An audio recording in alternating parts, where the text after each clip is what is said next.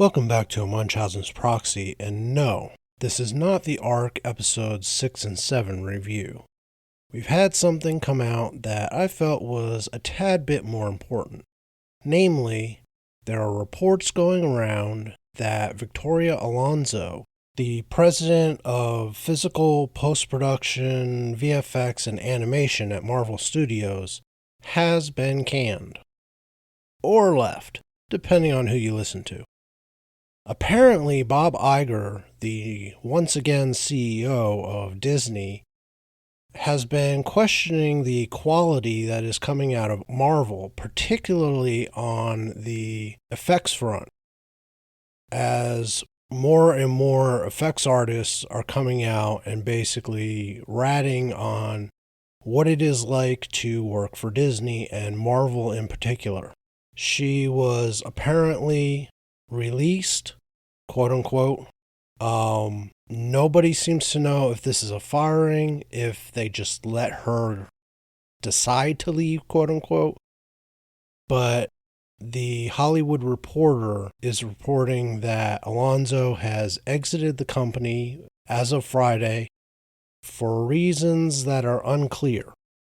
Now, she joined Marvel as the chief of visual effects and post-production way back in 2006. She was a co-producer on Iron Man. She was a co-producer on Iron Man 2, Thor, Captain America, the First Avenger, and then they upped her to executive producer for the Avengers.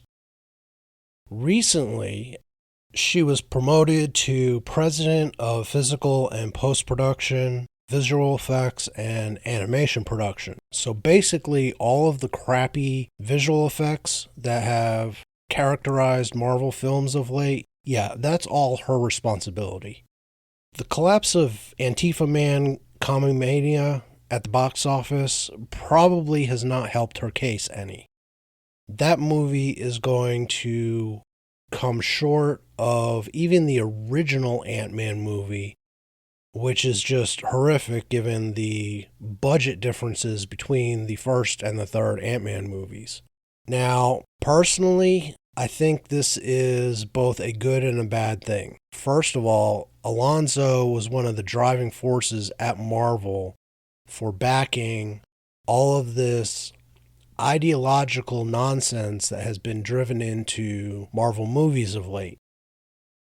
But I don't think this is necessarily a good thing overall if Bob Iger and Kevin Feige are basically using her as a scapegoat, which is probably what this mainly is. Those two idiots need cover with the investors and with the people inside of Marvel for how bad things are going to get. Because yes, they are going to get worse. The only good things they have on the horizon are the Guardians of the Galaxy movie by James Gunn that is upcoming, and maybe the Deadpool movie with Ryan Reynolds and Hugh Jackman, if they can keep the people at Disney's fingers out of the pie. That's it. That is probably the only thing I can think of on the schedule that is going to make them any money. And all signs are that the Disney Plus series that they have coming out are either being delayed or are not going to move the needle much. And I'm thinking particularly of Daredevil Born Again. The way they did Daredevil dirty in the She-Hulk show does not give me confidence in what it's going to look like when it hits Disney Plus, especially given the rumors that are coming out about it and statements that have been given that basically say this is going to look nothing like the Netflix Daredevil. It's basically going to be a Disney Channel version of Daredevil, which I don't think anybody wants to see. Now, they've trotted out John Bernthal as the Punisher to sort of bolster possible ratings going forward. But that's not going to move the needle much once this hits air and people see what they have done. If they've done him dirty again in his own series, I think people are going to start walking in huge numbers. And I think that mentality is well known by the people at Marvel and Disney. And they needed a scapegoat, and Victoria Alonso has become it. Because she has been front and center as an activist within Marvel and Disney.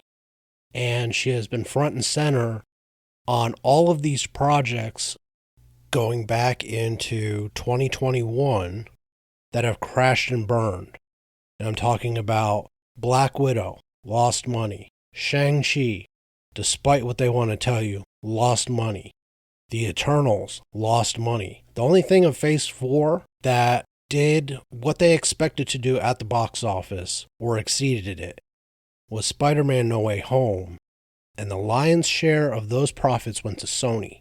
Doctor Strange was a muddled mess, almost as bad, if not worse, than Ant-Man. And the visual effects in that one also were terrible. That one was supposed to break $1 billion. It did not. Love and Thunder was a mess. They let Taika Waititi have way too much leeway, and he went all Taika Waititi all over Thor. And that was a visual effects disaster. So they needed somebody to hang the mess that is Marvel in its current state. They needed somebody to hang that around. And I think Victoria Alonso has become that. I don't think it is going to help in the short term. Now, if they also get rid of Kevin Feige and they bring in people that the fans respect and know respect the material, and I'm not talking about the recent comic material, I'm talking about the comic material that actually made Marvel money. Because the comic book industry in the US has been in a depression for years. And the characters that they are pushing now and that Victoria Alonso was pushing forward are basically all characters that Marvel Comics came up with years ago who all failed.